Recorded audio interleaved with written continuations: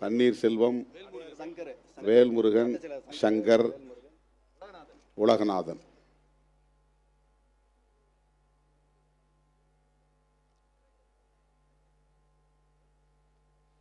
அன்பார்ந்த வரலாற்று சிறப்பு வாய்ந்த நிகழ்வை முன்னிலை வகித்து சிறப்பித்துக் கொண்டிருக்கிற நமது கட்சியின் பொதுச் செயலாளர்கள் தோழர் சிந்தனை செல்வன் அவர்களே, தோழர் ரவிக்குமார் அவர்களே, முதன்மை செயலாளர் தம்பி பாவரசு அவர்களே, சட்டமன்ற உறுப்பினர்கள் எஸ் பாலாஜி அவர்களே, ஆலூர் ஷானவாஸ் அவர்களே, பனையூர் பாபு அவர்களே, சென்னை மாவட்ட செயலாளர்கள்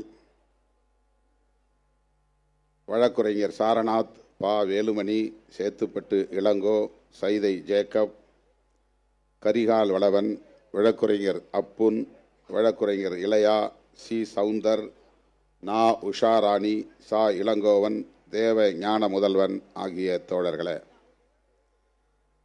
மற்றும் இந்த நிகழ்ச்சியை சிறப்பாக ஒருங்கிணைத்திருக்கிற முன்னணி தோழர்கள், முன்னாள் இந்நாள் பொறுப்பாளர்கள் இரா செல்வம், நா செல்லதுரை, டூதர் கார்த்திக், குமரப்பா, பகலவன், சரவணன் சலீம், சேப்பாக்கம் வெங்கடேசன், பே பச்சை, நாகசாமி, முனியன், ஜெயவேல், அன்சர், பிரபா வளவன், மகேஷ், பழனி, தலித் செல்வம், மயிலை கார்த்திக் ஆகிய தோழர்களே, ஆந்திர மாநிலத்திலிருந்து வருகை தந்திருக்கிற மாநில தலைவர் தோழர் வித்யாசாகர் அவர்களே, தெலுங்கானாவிலிருந்து வருகை தந்திருக்கிற ஹைதராபாத் பாரத் அவர்களே, சுதர்ஷன் அவர்களே, நம்முடைய இயக்கத்தின் சார்பிலே விருதுகளை பெற்று நமக்கு பெருமை சேர்த்திருக்கிற சான்றோர் பெருமக்கள், திராவிட பல்கலைக்கழகத்தின் மேனாள் துணைவேந்தர் முனைவர் KS சலம் அவர்களே, மார்க்ஸ் மாமணி விருதினை பெற்று நம்மிடையே சிறப்பான உரையை வழங்கி அமர்ந்திருக்கிற தமிழ் தேசிய விடுதலை இயக்கத்தின் பொதுச் செயலாளர் தோழர் தியாகு அவர்களே, பெரியார் ஒளி விருதினை வழங்கி இந்த நிகழ்வை மிக கலகலப்பாகவும் வெற்றிகரமாகவும் நிகழ்த்தி தந்திருக்கிற பெருமை சேர்த்திருக்கிற பெரியார் ஒளி அண்ணன் இனமுரசு சத்யராஜ் அவர்களே, பௌத்த ஆய்வாளர் அயோத்திதாசர் ஆதவன் விருதினை பெற்று நம்மிடையே சிறப்புரை வழங்கி அமர்ந்திருக்கிற பௌத்த ஆய்வாளர் முனைவர் பா ஜம்புலிங்கம் அவர்களே, காமராஜர் கதிர் விருதினை பெற்று சிறப்புரை வழங்கி விடைபெற்று சென்றிருக்கிற நாடாளுமன்ற உறுப்பினர், புதுவை மாநிலத்தின் மேனாள் முதல்வர் அண்ணன் வைத்திலிங்கம் அவர்களே, தமிழ்நாடு ஜமாஅத்துல் உலமா சபையின் தலைவர், காயிதே மில்லத் பிறை விருதினை பெற்று சிறப்புரை வழங்கி அமர்ந்திருக்கிற தமிழ்நாடு ஜமாஅத்துல் உலமா சபையின் தலைவர் மௌலவி PA காஜா மொயினுத்தீன் பாகவி அவர்களே, வராவிட்டாலும் கூட இந்த நிகழ்ச்சிக்கு வாழ்த்துரை வழங்கி சிறப்பித்திருக்கிற நம்முடைய விருதினை ஏற்றுக்கொண்டிருக்கிற செம்மொழி ஞாயிறு விருதினை ஏற்றுக்கொண்டிருக்கிற இலங்கையை சார்ந்த தமிழ் அறிஞர் பேராசிரியர் ஆ சண்முகதாஸ் அவர்களே, மற்றும் இந்த நிகழ்வில் பங்கேற்று இதனை சிறப்பித்துக் கொண்டிருக்கிற வழக்குரைஞர் எழில் கரோலின் உள்ளிட்ட கட்சியின் துணை பொதுச் செயலாளர்களே, அமைப்பு செயலாளர்களே, பல்வேறு துணைநிலை அமைப்புகளின் பொறுப்பாளர்களே, தலைமை நிலைய பொறுப்பாளர்களே, அழைக்கும் போதெல்லாம் ஓடோடி வந்து மாநாடுகள் என்றாலும், பேரணிகள் என்றாலும், கருத்தரங்குகள் என்றாலும், விருது வழங்கும் விழாவாக இருந்தாலும் அவற்றையெல்லாம் சிறப்பித்து வெற்றி பெற வைத்துக் கொண்டிருக்கிற என் உயிரின் உயிரான விடுதலை சிறுத்தைகளே, உங்கள் அனைவருக்கும் என்னுடைய பணிவார்ந்த வணக்கத்தை தெரிவித்துக் கொள்கிறேன். வழக்கமாக ஏப்ரல் 14ஆம் நாள் விருதுகள் வழங்கும் விழாவை நாம் நடத்துவதுண்டு. புரட்சியாளர் அம்பேத்கரின் பிறந்த நாளில் இந்த விழாவை நடத்தி வந்த நாம் தவிர்க்க முடியாத காரணங்களால் கடந்த சில ஆண்டுகளாக தள்ளி தள்ளி நடத்துகிற ஒரு சூழல் அமைந்துவிட்டது. இந்த ஆண்டு மே 31ஆம் தேதி நாம் மதச்சார்பின்மை காப்போம் பேரணியை அறிவித்த சூழலில்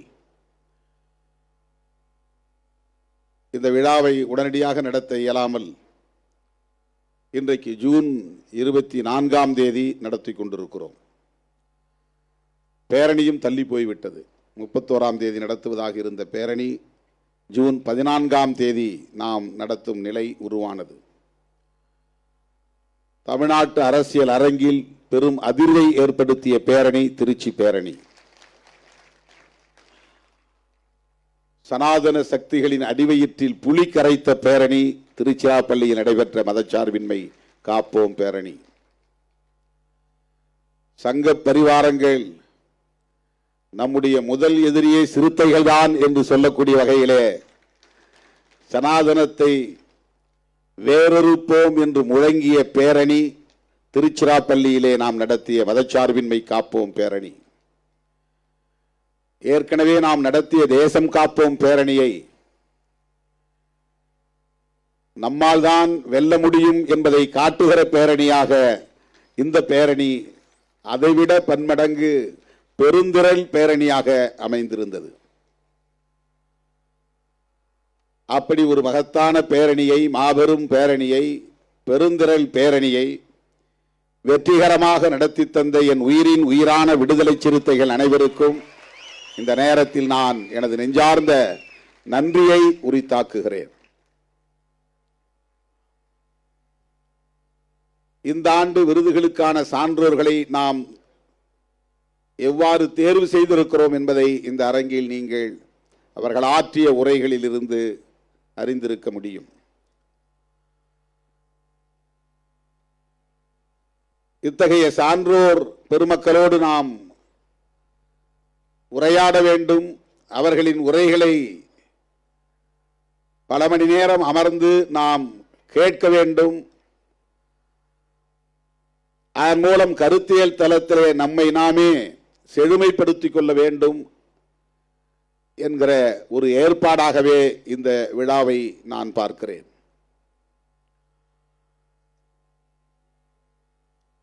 பெரியாரியவாதிகளும் அம்பேத்கரியவாதிகளும் இணைந்து செயலாற்ற வேண்டும் என்பதை தம்பி திருமாவளவன் சாதித்து காட்டியிருக்கிறார் என்று இனமரசு சத்யராஜ் அவர்கள் இங்கே பேசியது நமக்கு ஒரு சான்றிதழாக, பாராட்டு சான்றிதழாக அமைந்திருக்கிறது. தமிழ்நாட்டில் அப்படி ஒரு இடைவெளி இருந்தது உண்மை. அதேபோல மார்க்சியவாதிகளுக்கும் பெரியாரியவாதிகளுக்கும் இடையிலே, மார்க்சியவாதிகளுக்கும் அம்பேத்கரியவாதிகளுக்கும் இடையிலே ஒரு இடைவெளி இருந்தது என்பது உண்மை. இன்றைக்கு மார்க்சியவாதிகளோடும் இணைந்து இயங்குகிற ஆளுமை பெற்ற ஒரு பேரியக்கமாக விடுதலை சிறுத்தைகள் கட்சி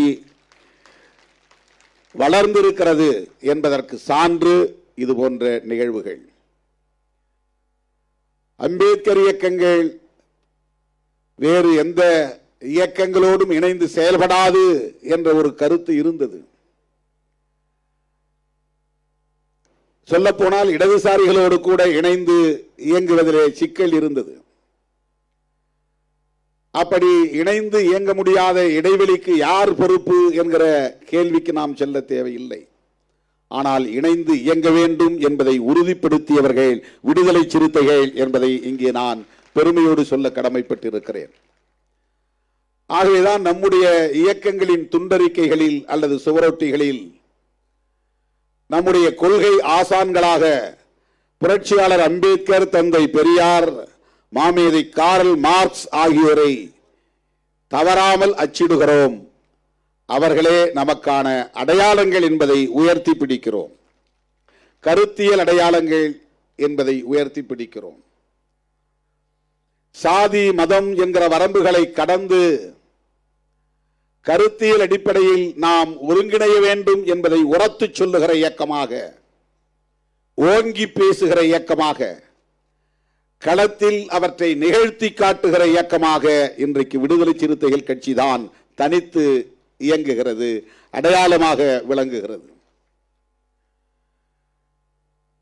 அம்பேத்கரியவாதிகளோடு எப்படி இணைந்து செயல்பட முடியும் என்ற தயக்கமும் தேக்கமும் இடதுசாரிகளிடம் இருந்தது என்பது வரலாற்று உண்மை. அதை தகர்த்து அந்த இடைவெளியை குறைத்தது விடுதலை சிறுத்தைகள் கட்சி.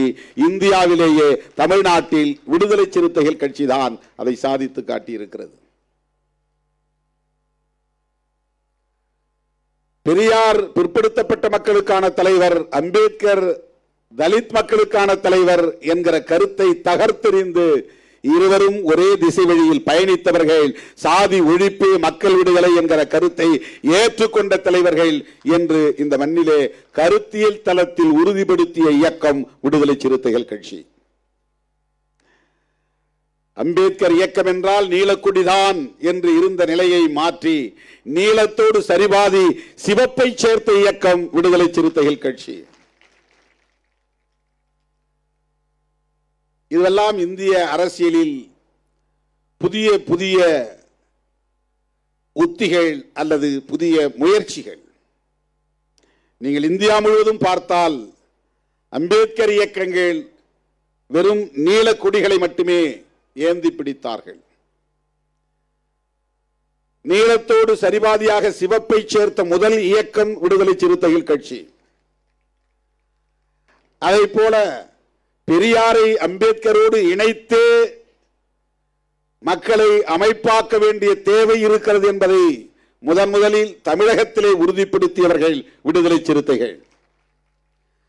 அதை தாண்டி இந்த கருத்துக்கள் இடதுசாரி இயக்கங்களோடு இணைந்து இயங்குகிற கருத்துக்கள் தான் இடதுசாரி கருத்துகள் என்பது கம்யூனிஸ்டுகள் அந்த கட்சிகளின் கருத்துகள் மட்டுமல்ல, அது பெரியாரியமும் இடதுசாரி கருத்தியல் தான், அம்பேத்கரியமும் இடதுசாரி கருத்தியல் தான். அது ஆரியத்திற்கு எதிரானது, பார்ப்பனியத்திற்கு எதிரானது, சனாதனத்திற்கு எதிரானது, இந்துத்துவ அஜெண்டாவிற்கு எதிரானது என்பதை உரத்து சொன்ன இயக்கம் விடுதலை சிறுத்தைகள் கட்சி. ஆகவே இந்த மேடையில் நாம் அம்பேத்கரியவாதிகளையும் பெரியாரியவாதிகளையும் மார்க்சியவாதிகளையும் ஒரு சேர அமர வைக்கிறோம். இவர்கள் வேறு வேறு அல்ல, வெவ்வேறு இயக்க அடையாளங்களோடு இயங்குகிற ஒரே சிந்தனையாளர்கள் தான், ஒரே திசை வழி போராளிகள் தான் என்பதை நாம் உணர்த்தி வருகிறோம். தோழர்களே, இன்றைக்கு இதனுடைய விளைவு பெரிதாக வெளிப்படாது. இன்னும் சில பத்தாண்டுகளுக்கு பிறகு தமிழகத்திலே கருத்தியல் ஆளுமைகளாக நிமிர்ந்து நிற்பவர்கள் விடுதலை சிறுத்தைகள் தான். அவர்கள்தான் தமிழ்நாட்டு அரசியலை தீர்மானிக்க போகிறார்கள் என்பது வெளிப்படும். ஒருவேளை அன்றைக்கு திருமாவளவன் இல்லாமல் இருக்கலாம், ஆனால் விடுதலை சிறுத்தைகள் தமிழக அரசியலை தீர்மானிக்கிற சக்தியாக, ஒரு மாபெரும் சக்தியாக விளங்குவார்கள். வெறும் சாதி அரசியலையும் மத அரசியலையும் சாதி பெருமிதங்களையும் மத பெருமிதங்களையும் அரசியலாக இங்கே மக்களிடத்திலே அள்ளி இறைத்துக் கொண்டிருக்கிறவர்கள் மத்தியில் இடதுசாரி பார்வை கொண்ட ஒரு கருத்தியல் இந்த மண்ணுக்கு தேவை. தேசிய அளவில் அது வலிமை பெற வேண்டும், அதற்கு தேசிய பார்வையும் தேவை என்கிற அடிப்படையிலே இயங்குகிற இயக்கம்தான் விடுதலை சிறுத்தைகள் கட்சி. அதனால்தான் எல்லோரும் தேர்தல் கணக்கு போடுகிற போது நாம் தேசத்தின் பாதுகாப்பை பற்றி கவலைப்பட்டுக் கொண்டிருக்கிறோம், பேரணி நடத்தி கொண்டிருக்கிறோம். எத்தனை இடங்களில் நீங்கள் போட்டியிடப் போகிறீர்கள் என்று திரும்ப திரும்ப கேள்வி கேட்கிறார்கள். பாவம், அவர்களுக்கு இன்னும் சிறுத்தைகளை மதிப்பிட தெரியவில்லை, திருமாவளவனை மதிப்பீடு செய்ய முடியவில்லை என்பதுதான் என்னுடைய பார்வை. அவர்கள் சராசரி இயக்கவாதிகளைப் போல நம்மை பார்க்கிறார்கள், அதனால்தான் இந்த கேள்விகளை கேட்கிறார்கள் என்று நான் எண்ணிக்கொள்கிறேன். தற்காலிகமான பயன்களுக்காக இயக்கம் நடத்துகிறவர்களோடு நம்மை ஒப்பீடு செய்து பார்க்கிறார்கள் என்று அவர்களின் கேள்வியை நான் பரிதாபத்தோடு தான் பார்க்கிறேன்.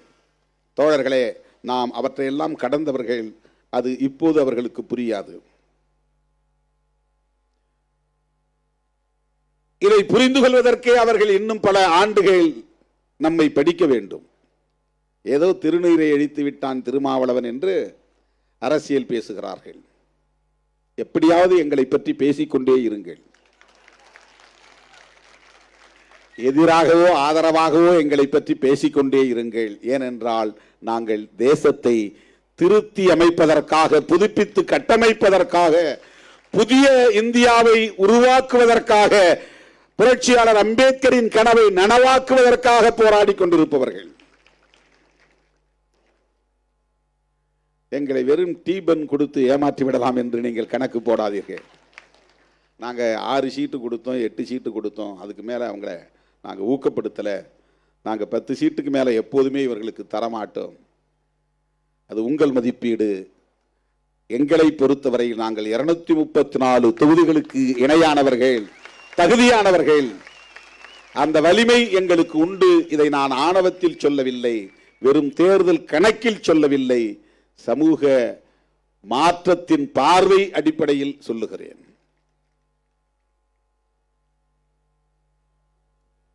அதனால்தான் தேசம் காப்போம் பேரணி நடத்திய நாம் இன்றைக்கு மதச்சார்பின்மை காப்போம் பேரணியை நடத்துகிறோம்.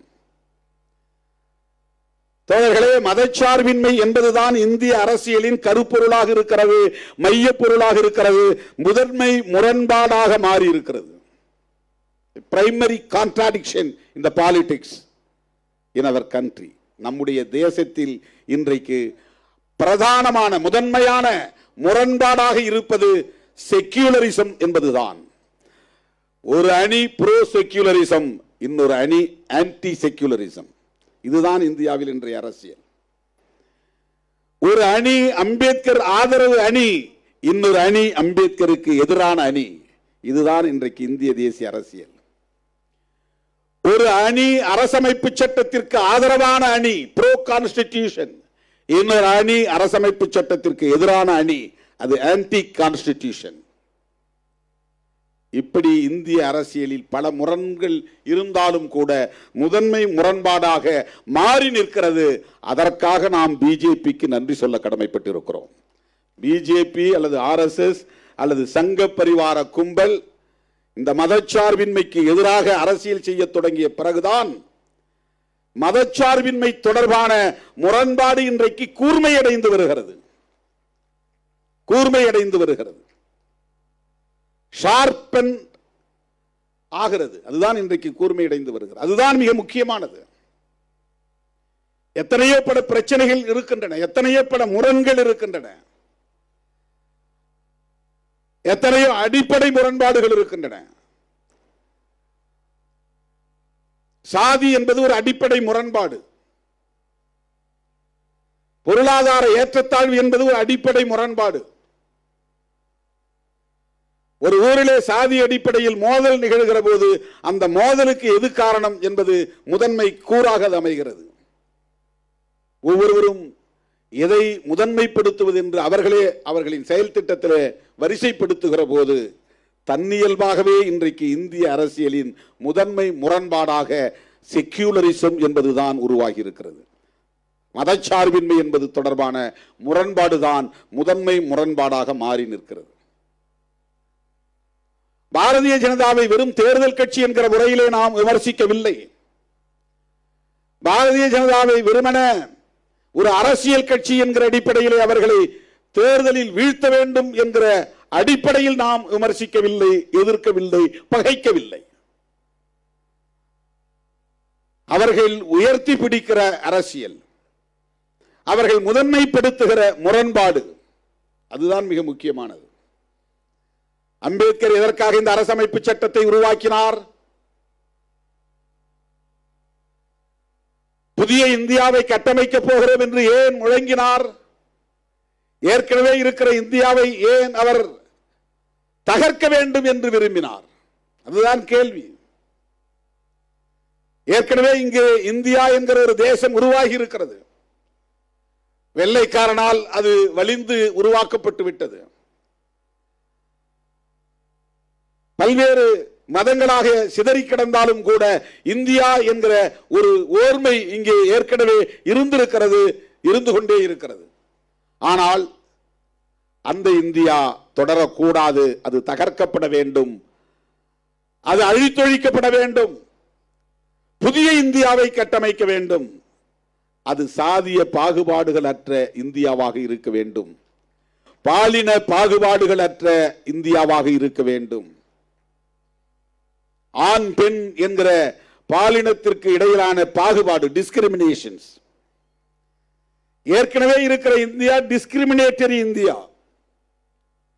புரட்சியாளர் அம்பேத்கர் அவர்கள் விரும்புகிற இந்தியா ஈக்குவாலிட்டி என்கிற சமத்துவம் இந்தியா. டிஸ்கிரிமினேஷன் ஏன் இருக்கிறது? சாதிய சமூக அமைப்பு நீடிப்பதனால் இருக்கிறது. ஆண் மேலானவன் பெண் கீழானவன் என்கிற கருத்தியல் இங்கே நிலை பெற்றிருப்பதனால் அது நீடிக்கிறது. ஆகவே இந்த பாகுபாடு கலைந்த ஒரு புதிய இந்தியாவை கட்டமைக்க வேண்டுமானால் இங்கே நிறுவப்படுகிற அரசு மதசார்பற்ற அரசாக இருக்க வேண்டும். இதுதான் இங்கே இருக்கிற பிரச்சனை. இதுதான் சங்க பரிவாரங்களின் இறுதி இலட்சியம் என்ன என்றால், முஸ்லிம்களை விரட்ட வேண்டும் என்பதல்ல, கிறிஸ்தவர்களை விரட்ட வேண்டும் என்பதல்ல. அவர்களுக்கு தெரியும், முஸ்லிம்களும் கிறிஸ்தவர்களும் இந்த மண்ணின் பூர்வீக குடிகள் தான். அவர்கள் யாரும் அராபியாவில் இருந்து வந்தவர்கள் இல்லை, ஐரோப்பாவில் இருந்து வந்தவர்கள் இல்லை, அந்நிய தேசத்தை சார்ந்தவர்கள் இல்லை, இந்த மண்ணை ஆக்கிரமித்த கும்பல் இல்லை. இந்த மண்ணின் மைந்தர்கள் தான், பூர்வீக குடிகள் தான். மதம் மாறி இஸ்லாமியர்களாக இருக்கிறார்கள், கிறிஸ்தவர்களாக இருக்கிறார்கள் என்பது அவர்களுக்கு தெரியும். ஆனால் அவர்கள் மீது வெறுப்பை விதைத்து பெரும்பான்மை இந்துக்களை ஓரணியில் திரட்டி ஆட்சி அதிகாரத்தை தக்க வைத்துக் கொண்டால்தான் அரசமைப்பு சட்டத்தை தூக்கி எறிய முடியும். புரட்சியாளர் அம்பேத்கர் கண்ட கனவை சிதைக்க முடியும். இதுதான் சங்க பரிவாரங்களின் நோக்கம். இதை தமிழ்நாட்டில் முதலமைச்சர் பதவியை பிடிக்கிறதுக்காக முயற்சி செய்யறாங்க நினைக்காதீங்க. அல்லது பிரதமர் பதவிதான் அவர்களது இறுதி இலட்சியம், இறுதி இலக்கு என்று கருதாதீர்கள். அந்த பதவியிலே தொடர வேண்டும், ஆட்சி அதிகாரத்தை தக்க வைத்துக் கொள்ள வேண்டும், எல்லா மாநிலங்களிலும் தாங்கள் விரும்புகிற ஒரு அரசே அமைய வேண்டும் என்றெல்லாம் அவர்கள் விரும்புவதற்கு காரணம் புரட்சியாளர் அம்பேத்கர் அவர்களால் வகுத்தளிக்க பெற்ற அரசமைப்பு சட்டம் ஒரு புதிய இந்தியாவை உருவாக்கி கொண்டே இருக்கிறது. ஒரு அமைதி புரட்சியை உருவாக்கி கொண்டே இருக்கிறது. சமூக நீதியின் மூலமாக சமத்துவத்தை உருவாக்கி கொண்டே இருக்கிறது. அடிநிலையில் உழன்றவர்கள் இன்றைக்கு ஆளுமை மிக்கவர்களாக தலை நிமிர்ந்து நிற்கிறார்கள். கோட்டு சூட்டு அணிந்து வீறு நடை போடுகிறார்கள். கூனி குறுகி நின்றவர்கள், சாணி அள்ளி கிடந்தவர்கள், கக்கூஸ் கழுவி கொண்டிருந்தவர்கள், தெருவை பெருக்கிக் கொண்டிருந்தவர்கள் இன்றைக்கு நீதிபதிகளாக, பேராசிரியர்களாக, துணைவேந்தர்களாக, வழக்குரைஞர்களாக என்று தலை நிமிர்ந்து நிற்கிறார்கள். கோவணம் கட்டி கொண்டிருந்தவர்கள் இன்றைக்கு கோட்டு சூட்டு போட்டு நிமிர்ந்து நடக்கிறார்கள். இதுவெல்லாம் அவர்கள் விரும்பாத ஒன்று, விரும்பத்தகாத ஒன்று. இவையெல்லாம் நிகழ்கிறது. எதனால் நிகழ்கிறது? புரட்சியாளர் அம்பேத்கர் வகுத்தளித்த அரசமைப்பு சட்டம் இதை தக்க வைத்துக் கொண்டிருக்கிறது, பாதுகாத்துக் கொண்டிருக்கிறது. இல்லைன்னா இயக்கமே நம்மால் உருவாக்க முடியாது. இப்படி ஒரு அமைப்பே நம்மால் உருவாக்கி இருக்க முடியாது. இன்றைக்கும் கொடியேற்றுவதற்கு நாம் போராட வேண்டியிருக்கிறது, பேனர் கட்டுவதற்கு போராட வேண்டியிருக்கிறது, பொதுக்கூட்டம் நடத்துவதற்கு, பேரணி நடத்துவதற்கு போராட வேண்டியிருக்கிறது. இந்த சமூகம் எவ்வளவு இறுக்கமாக இருக்கிறது என்பதை புரிந்து கொள்ள வேண்டும். அடிநிலையில் உழலக்கூடியவர்கள் தலைநிமிர்ந்து விடக்கூடாது. ஒரு அரசியல் சக்தியாக வலிமை பெற்றுவிடக் கூடாது என்பதற்கு ஏதுவாக இந்த சமூக கட்டமைப்பு ஏற்கனவே நிறுவப்பட்டிருக்கிறது. என்ன முயற்சி செய்தாலும் உன்னால் அந்த அரங்கத்திற்குள்ளே நுழைய முடியாது. என்ன முயற்சி செய்தாலும் அந்த நெடுஞ்சுவரை உன்னால் தாண்ட முடியாது. என்ன முயற்சி செய்தாலும் அந்த கதவுகளை உன்னால் திறக்க முடியாது. என்ன முயற்சி செய்தாலும் கருவறைக்குள் உன்னால் போக முடியாது என்கிற ஒரு எஸ்டாபிளிஷ்மெண்ட், ஒரு சமூக கட்டமைப்பு இங்கே ஏற்கனவே நிறுவப்பட்டு விட்டது. அவற்றையெல்லாம் ஆயுதம் கொண்டு தகர்க்க புரட்சியாளர் அம்பேத்கர் முயற்சிக்கவில்லை. ஆயுதம் கொண்டு தகர்க்க முடியாது என்பது அவருக்கு தெரியும். இஸ்ரேலில் இருந்து ஈரானின் அணு உலைக்களங்களை, யுரேனியம் செறிவூட்டுகிற பாதாள அறைகளை குறிவைத்து தாக்குகிற ஆயுதங்கள் இன்றைக்கு இஸ்ரேலிடம் இருக்கிறது. பதிலடி கொடுக்கிற அளவுக்கு வலிமை ஈரானுக்கு இருக்கிறது. வம்புக்கே தலையீடு செய்து ஈரானை அச்சுறுத்துகிற அளவுக்கு அமெரிக்காவிடம் ஆயுதங்கள் இருக்கின்றன.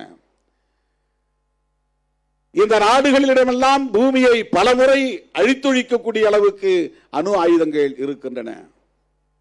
இப்படிப்பட்ட அணு ஆயுதங்களால் தகர்க்க முடியாத ஒன்று இந்தியாவிலே சாதிய சமூக கட்டமைப்பாக இருக்கிறது. எந்த ஆயுதங்களாலும் தகர்க்க முடியாது. ஏனென்றால் இது கருத்தியல் வடிவம் கொண்டிருக்கிறது. கெட்டித்தட்டி போய் இறுகி கிடக்கிறது. உளவியல் அடிப்படையிலே தான் மாற்றத்தை கொண்டு வர முடியும். அதற்கு இங்கே ஒரு அரசும் தேவைப்படுகிறது. அந்த அரசு மதசார்பற்ற அரசாக இருக்க வேண்டும் என்பதுதான் புரட்சியாளர் அம்பேத்கர் கண்ட கனவு. ரொம்ப சிம்பிளாக கேட்கிறான். எல்லா நாடுகளிலும் ரிலீஜன், ஸ்டேட் ரிலீஜன் இருக்கு, ஏன் இந்தியாவில் இருக்கக்கூடாது? இருக்க முடியாது. அரச மதம் இலங்கைக்கு புத்திசம், அரச மதம் பாகிஸ்தானுக்கு இஸ்லாம், அமெரிக்காவுக்கு கிறிஸ்டியானிட்டி, தெற்காசிய நாடுகள் முழுவதும் பௌத்தம் அரச மதமாக இருக்கிறது. ஐரோப்பிய நாடுகள் முழுவதும் கிறிஸ்தவம் அரச மதமாக இருக்கிறது. அராபிய நாடுகள் முழுவதும் இஸ்லாம் அரச மதமாக இருக்கிறது. ஏன் இந்தியாவுக்கு அரச மதம் கூடாது? நல்ல கேள்வி. Logically it's correct. தர்க்க அடிப்படையிலே இது சரி. ஆனால் எந்த மதத்தை இந்தியாவின் அரச மதமாக்க முடியும்? இங்கே பெரும்பான்மை மக்கள் பின்பற்றக்கூடிய மதம் எது? பாகுபாடுகள் நிறைந்த மதம் அல்லவா இங்கே பெரும்பான்மை மக்கள் பின்பற்றுகிற மதமாக இருக்கிறது. அப்படி சொல்லப்படுகிறது. ஒரு காலத்தில் இது இந்து மதம் என்ற ஒரு வடிவம் கிடையாது. முருகனுக்கே தனி மதம் இருந்தது. நாம் கும்பிடுகிற முருகனுக்கே கௌமாரம் என்ற பெயரிலே, வடமொழியிலே குமாரம், தமிழில் சொன்னால் குமாரம் அப்படிங்கிற ஒரு மதம் இருந்ததுங்க. அதான் ஷண்மதங்கள், 6 மதங்கள். சைவம், வைணவம், காணபத்தியம், கணபதியை கும்பிடுறது, அந்த மதத்துக்கு பேரு காணபத்தியம். கௌமாரம் முருகனை கும்பிடுவது, சௌரம் சூரியனை கும்பிடுவது, சாக்தம் சக்தியை கும்பிடுவது, இதெல்லாம் மதங்களின் பெயர் வடமொழியிலே, சான்ஸ்கிரிட்ல. இந்த 6 மதங்களை ஒருங்கிணைத்துதான் இந்து மதம் என்று இன்றைக்கு அழைக்கிறார்கள். இதெல்லாம் தனித்தனி மதங்கள். சைவம் வேறு மதம், வைணவம் வேறு மதம்.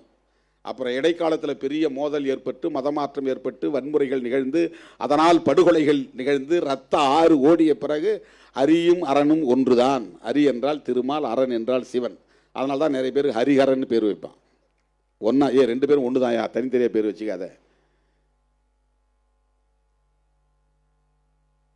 அரியும் சிவனும் ஒன்று, அறியாதவன் வாயில மண்ணுங்கிற பழமொழி அப்படிதான் வந்தது. அரியும் சிவனும் ஒன்று, அறியாதவன் வாயில மண்ணு. ஏன்னா 2 வேற வேற இருந்து சண்டை போட்டுக்கிட்டாங்க. அதை ஒன்னாக்குற முயற்சி பல ஆண்டுகள் ஆதிசங்கரர் உட்பட பலரும் முயற்சி செய்து ஒன்னாக்குனாங்க. அதெல்லாம் தனித்தனியாக. அப்போ இந்து ரிலீஜன் ஒன்று கிடையாது. அந்த காலத்தில் பார்ப்பனர்களுக்கு இருந்த மதம் தான் வேதிக் ரிலீஜன், வைதிக மதம். அவங்களது இந்து கிடையாது. சைவ மதம்ங்கிறது இந்து மதம் கிடையாது. வைணவ மதங்கிறது இந்து மதம் கிடையாது. இதெல்லாம் வெள்ளைக்காரன் வந்த பிறகு 1800களின் தொடக்கத்தில் 19ஆம் நூற்றாண்டில் தான். இப்போ நம்ம இருக்கிறது 21ஆம் நூற்றாண்டு. 200 ஆண்டுகளுக்கு முன்னாலே ஏற்பட்ட மாற்றம் தான் இந்து ரிலீஜன் என்கிற ஒரு மதம் தோன்றவே இல்லை. இதை உருவாக்கியவர் யார் என்று சொல்ல முடியாது. இஸ்லாத்தை உருவாக்கியவர் நபிகள் நாயகம், கிறிஸ்தவத்தை உருவாக்கியவர் இயேசு பெருமான், பௌத்தத்தை உருவாக்கியவர் கௌதம புத்தர், சமணத்தை உருவாக்கியவர் மகாவீரர், இந்து மதத்தை உருவாக்கியவர் யாருன்னே தெரியாது. கேட்டால் என்ன சொல்லுவாங்க? இது 50,000 வருஷங்களுக்கு முன்னால் உருவானது, அதனால இது யார் உருவாக்கினாங்க தெரியாது. 5 லட்சம் வருஷத்துக்கு முன்னால் உருவானது, யார் உருவாக்கினாங்க தெரியாது. வரலாறு அப்படி இல்லை. அதற்கு எந்த ஆதாரங்களும் கிடையாது. ஏதோ ஒரு வகையில இன்றைக்கு இந்து என்கிற வடிவம் வந்துவிட்டது. சரி, அந்த மதத்தை இந்தியாவின் அரச மதமாக அறிவிப்பதிலே பிரச்சனை இருக்கிறது. அதை பேசுவோம். ஏன் அறிவிக்க முடியாம போச்சு? ஏன் ஸ்டேட் ரிலீஜன் உருவாகவில்லை? இந்தியா ஏன் மதசார்பற்ற அரசாக இருக்க வேண்டும்? இது அன்றைய கான்ஸ்டிடியூயன்ட் அசெம்பிளி என்கிற அரசியலமைப்பு சட்டத்திற்கான சபையிலே விவாதிக்கப்பட்டதா இல்லையா? புரட்சியாளர் அம்பேத்கரோடு பலரும் விவாதித்தார்களா இல்லையா? இந்த பிரியாம்பிள்லே கடவுளின் பெயரால்னு முடிக்க சொன்னாங்க நிறைய பேர். கடைசியாக முடிக்கிறப்போ கடவுளின் பெயரால் இதை நாங்கள் ஏற்றுக்கொள்கிறோம் அரசமைப்பு சட்டமாக அப்படின்னு முடிக்க சொல்லி தான் வற்புறுத்தினாங்க. ஒற்றை ஆளாக இருந்து புரட்சியாளர் அம்பேத்கர் அவர்கள் அதையெல்லாம் எதிர்த்து நின்று வெற்றி கண்டார். அவர் மட்டும் இல்லாமல் வேறு எவராவது இந்த அரசமைப்பு சட்டத்தை எழுதக்கூடிய வாய்ப்பை பெற்றிருந்தால் இந்தியாவின் அரச மதமாக இவர்கள் சொல்லுகிற இந்த மதம்தான் ஸ்டேட் ரிலீஜன் என்றாகி இருக்கும். ஏன் இதை ஸ்டேட் ரிலீஜனாக அறிவிக்கப்படவில்லை என்று சொன்னால், இந்த மதம் அடிப்படையிலேயே பாகுபாடுகளை கொண்ட மதமாக இருக்கிறது. உலகத்தில் எந்த மதமும் பிறப்பின் அடிப்படையில் உயர்வு தாழ்வை ஏற்கவில்லை.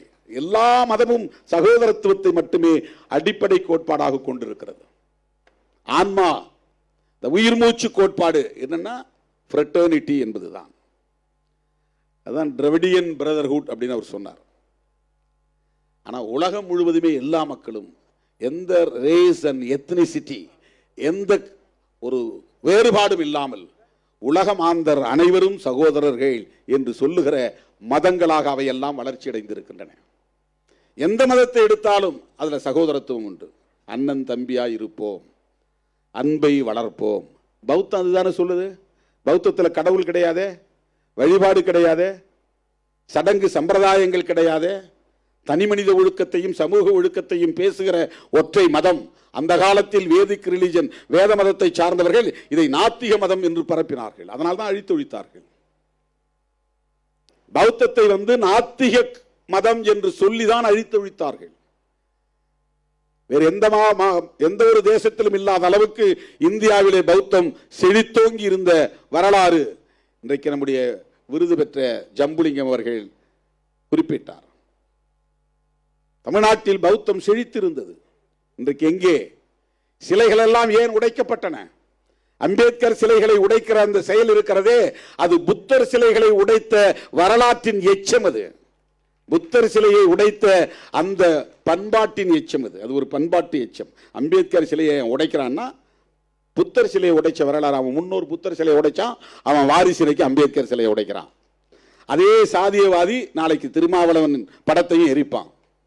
ஏன்னா அது பண்பாட்டு எச்சம். அது தொடருது, அது அவனுடைய ஜீன்லயே அது வருது. ஏன் குடிசையை கொளுத்துறான்னா, அன்னைக்கு பௌத்த பள்ளிகளை கொளுத்துறான். எங்கெல்லாம் பௌத்த மடம் இருக்கோ அந்த மடத்தை கொளுத்துறான். எங்கெல்லாம் பௌத்த பிக்குகள் இருந்தார்களோ தேடி போய் கழுத்தை எடுத்து கொன்றார்கள். அந்த மதத்தை அடியோடு வேரோடு வேரடி மண்ணோடு வெட்டி சாய்ப்போம் என்பதை போல அந்த மதத்தை அழித்தொழித்தார்கள். அது நல்ல கருத்துக்களை பரப்பியது, நாத்திக கருத்துக்களை பரப்பியது என்று குற்றம் சாட்டினார்கள். நல்ல கருத்துக்களை பரப்பிய ஒரு இயக்கத்தை, பௌத்த இயக்கத்தை அழித்தொழித்தார்கள். அந்த மதம் சகோதரத்துவத்தை பேசுகிறது. இஸ்லாம் சகோதரத்துவத்தை பேசுகிறது. சமணம் சகோதரத்துவத்தை பேசுகிறது. கிறிஸ்தவம் சகோதரத்துவத்தை பேசுகிறது. இந்து மதம் சகோதரத்துவத்தை பேசுகிறதா? மேல் பாதிக்குள்ளே என்னால் நுழைய முடியவில்லையே. திருநீரை அழித்து விட்டதாக ஆத்திரப்படுகிற நீ என்னை அழைத்து செல்ல தயாராக இருக்கிறாயா? கோவிலின் கருவறைக்குள்ளே அழைத்து செல்வதற்கு முன்னால் ஒரு போராட்டம் நடத்த முடியுமா?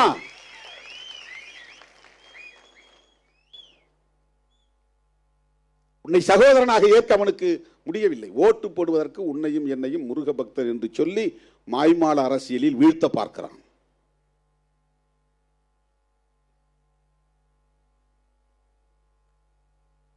இந்து மதத்தில் சகோதரத்துவம் இல்லை என்பதனால் அரசியல் நிர்ணய சபையில் வெகுவாக விவாதிக்கப்பட்டு இந்த மதத்தை அதிகாரபூர்வமாக அரசமைப்பு சட்டத்தின் மூலம் அரச மதம் என்று அறிவிக்க கூடாது என்கிற நிலைப்பாட்டை எடுத்தார்கள். ஏன்னா நீ அரச மதமா கான்ஸ்டிடியூஷனை இதை ஏத்துக்கிடுச்சுன்னா இந்த டிஸ்கிரிமினேஷனையே கான்ஸ்டிடியூஷன் அப்ரூவ் பண்ண மாதிரி ஆயிரும். Constitution it self recognised and approved the discrimination. அதுவே அங்கீகரிச்சிரும். அதை எப்படி ஏற்றுக்க முடியும்? சட்டமே டிஸ்கிரிமினேஷனை சரி என்று சொல்லக்கூடிய நிலை உருவாகிவிடும். இந்து மதத்தில் இருக்கிற இந்த பெரும் பிழையை சீர் செய்ய வேண்டும் என்று யாராவது எண்ணி இருக்கிறார்களா? பேசுகிறார்களா? நீ முஸ்லீம் மதத்தில் போனா ஏதாவது சொல்றியா? அதையே விமர்சிக்க மாட்டேங்கிற, கிறிஸ்தவத்தை ஏன் விமர்சிக்க மாட்டேங்கிற? இப்போ நான் நோன்புக்கு போகிறேன், என் தலையில் ஒரு தொப்பி வைக்கிறாங்க, நான் அப்படியே வச்சுட்டாங்கன்னு எடுக்காமலே இருக்க முடியுமா? அடுத்த ஒரு நிமிஷத்தில் எடுத்துடுறேன். அவங்களுக்கும் தெரியும் எடுத்துருவேன்னு. அது ஒரு அடையாளம், அவ்வளவுதான். அடுத்த ஒரு நிமிஷத்தில் எடுத்துருவோம். அப்போ அந்த பூசாரி நெற்றியில் திருநீர் பூசினார். அவருடைய உணர்வை நான் மதிக்கிறேன், அவருக்கு நான் வணக்கம் சொன்னேன், நன்றி சொன்னேன். கொஞ்ச நேரம் தானே வச்சிருக்க முடியும், அதை அப்படியே நான் வச்சுக்கிட்டு இருக்க முடியுமா? புண்ணியம் கிடைக்கும் என்றும் நான் பூசிக்கொள்ளவில்லை, அவமதிக்க வேண்டும் என்றும் நான் அழிக்கவில்லை.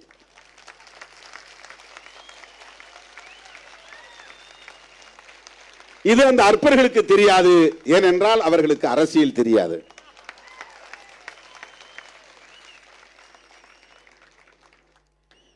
என் மீது நம்பிக்கை வைத்திருப்பவர்கள், என் மீது பாசம் வைத்திருப்பவர்கள் இன்றைக்கு கூட பல கோவில்களுக்கு அழைக்கிறார்கள், நான் போகிறேன். கும்பத்திலே கலசத்திலே தண்ணீர் ஊற்ற சொல்லுகிறார்கள், ஊற்றுகிறேன். இதெல்லாம் எனக்கு 100 வருஷம் வாழணும் அப்படிங்கிற ஆசைப்பட்டு தான் செய்யறேனா? என் தாய் என்னை வீட்டுக்கு வரவேற்கிற போது ஆழம் எடுத்து நெற்றியிலே திருநீறு பூசுகிறார், அதை ஏற்றுக்கொள்கிறேன். என் தாய்க்கு என்ன மதிப்பை கொடுக்கிறேனோ அப்படி என் மக்களுக்கும் நான் மதிப்பளிக்கிறேன், அவ்வளவுதான். அது மக்கள் மீது நான் கொண்டிருக்கிற ஒரு மதிப்பு, அவர்களின் உணர்வுகளுக்கு நான் செலுத்துகிற மதிப்பு. தோழர்களே, இந்து மதத்தில் சகோதரத்துவம் இல்லை என்பதை இந்திய அரசமைப்பு சட்டம் சொல்கிறது. அதனால்தான் அதை அரச மதமாக இந்திய அரசமைப்பு சட்டம் ஏற்றுக்கொள்ளவில்லை. இதுதான் ரொம்ப முக்கியமான செய்தி. இதுதான் ரொம்ப முக்கியமான செய்தி. This is the message we have to bring it to the people. There is no equality in Hindu religion. Only discrimination is there. அங்கே அரசமைப்பு சட்டத்தில் ஏன் இதை ஏற்றுக்கொள்ளவில்லை என்றால் சகோதரத்துவம் இல்லை, சமத்துவம் இல்லை. சகோதரத்துவம் இல்லாத இடத்தில் சமத்துவம் இருக்காது. உலகத்தில் உள்ள எல்லா மதங்களும் சகோதரத்துவத்தை ஏற்றுக்கொண்டிருக்கிற போது இந்து மதம் ஏன் சகோதரத்துவத்தை ஏற்றுக்கொள்ளவில்லை என்பதை மோகன் பகவத் சொல்லுவாரா? அதற்கு விளக்கம் சொல்லுவாரா? மோடி சொல்லுவாரா? அமித்ஷா சொல்லுவாரா? RSS அமைப்புகளை சார்ந்தவர்கள் சொல்லுவார்களா? நீ என்னை சங்கராச்சாரியாக ஆக்க வேண்டும் என்று நான் சொல்லவில்லை, உன்னுடைய சகோதரனாக ஏற்றுக்கொள் என்று தான் சொல்லுகிறேன். உன்னால் அது முடியாது. ஆனால் என்னை நீ இந்து என்று சொல்லி ஏய்க்க பார்க்கிறாய், முருக பக்தன் என்று சொல்லி ஏய்க்க பார்க்கிறாய். தமிழ்நாட்டிலே முருக பக்தர்கள் மட்டும்தான் இருக்கிறார்களா? அதை விட அதிகமாக ஐயப்ப பக்தர்கள் இருக்கிறார்கள். முருகன் கதையை சொன்னால் மணிக்கணக்கிலே பேச வேண்டியிருக்கும்.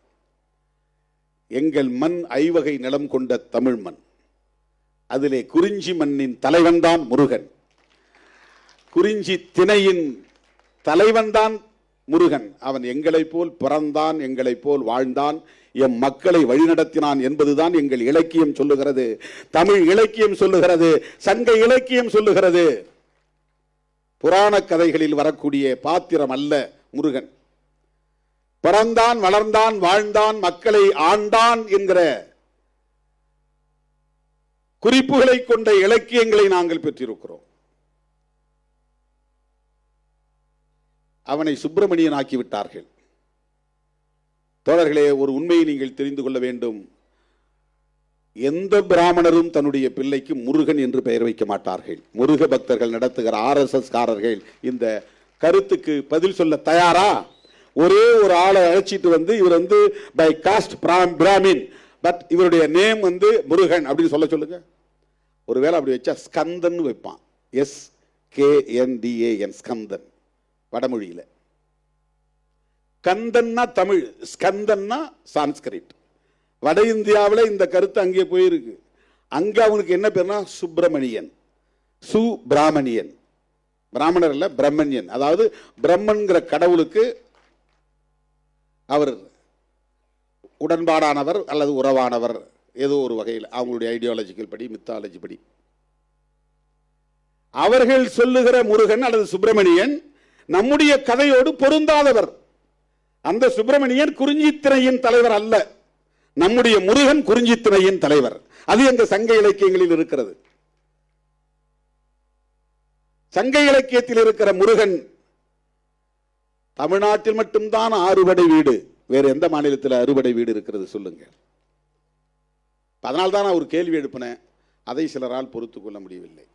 முருகன் தமிழ் கடவுள்னா அவங்க அப்பா சிவனும் தமிழ் கடவுளாக தானே இருக்க முடியும். முருகன் தமிழ் கடவுள்னா சிவன் தமிழனா இருந்தா பார்வதி தமிழச்சியாக தான் இருக்க முடியும். இப்ப இவங்க ரெண்டு பேரும் கைலாய மலையில் இருக்கிறாங்கன்னா கைலாயம் தமிழர்களின் தேசம் தானே. அப்ப ஒட்டுமொத்த இந்தியாவும் தமிழர்களின் தேசம் தானே. எங்கள் தமிழன் சிவபெருமான் கைலாயத்தில் குடியிருக்கிறான் என்றால் கைலாய மலையும் தமிழனுக்கு சொந்தம். கைலாய மலை இமயம் முதல் கன்னியாகுமரி வரையில் தமிழன் வாழ்ந்தான் என்பதற்கு சிவபெருமானே ஒரு சான்று. அந்த கதைப்படி பார்த்தார். சிவன் தமிழன், பார்வதி தமிழச்சி அப்படின்னா கணபதி கணேசனும் தமிழனா தானே இருக்க முடியும். ஏன் கணேசனை தமிழ் கடவுள் நீங்க யாரும் சொல்றது இல்ல? இதெல்லாம் லாஜிக்கா கேட்டா அவனுக்கு கோபம் வருது. எங்களை மட்டும் ஏன் அசிங்கப்படுத்துறான்? இந்த கதைகள்லாம் வேறு மதத்தில் இல்லையே. இந்த மாதிரி புராண கதையாடல்கள் வேறு மதங்கள்ல இருந்தா சொல்லுங்க, நம்ம பேசுவோம். இந்த மாதிரி கதையாடல்கள் இல்லை. இப்ப எங்களுடைய அடையாளங்களையும் வரலாறையும் நீங்கள் திருடிக்கொண்டு அதற்கு புதிய புதிய அடையாளங்களை தந்து புதிய புதிய விளக்கங்களை தந்து எங்களை ஏய்த்து பாகுபடுத்தி பிளவுபடுத்தி சிதறடித்து சிதைத்துக் கொண்டிருப்பதை அம்பேத்கரின் பிள்ளையாக இருந்து கொண்டு எப்படி வேடிக்கை பார்க்க முடியும்? பெரியாரின் பிள்ளையாக இருந்து கொண்டு எப்படி வேடிக்கை பார்க்க முடியும்? நாங்கள் இயக்கம் கண்டிருப்பது நாடாளுமன்றத்திற்கு சட்டமன்றத்திற்கு சீட்டு பேசுவதற்காக அல்ல, பேரம் பேசுவதற்காக அல்ல. நான் திடீர்னு தேர்தல் பாதையை வேண்டான்னு சொன்னாலும் சொல்லிடுவேன் என்னைக்காக ஒரு நாள்.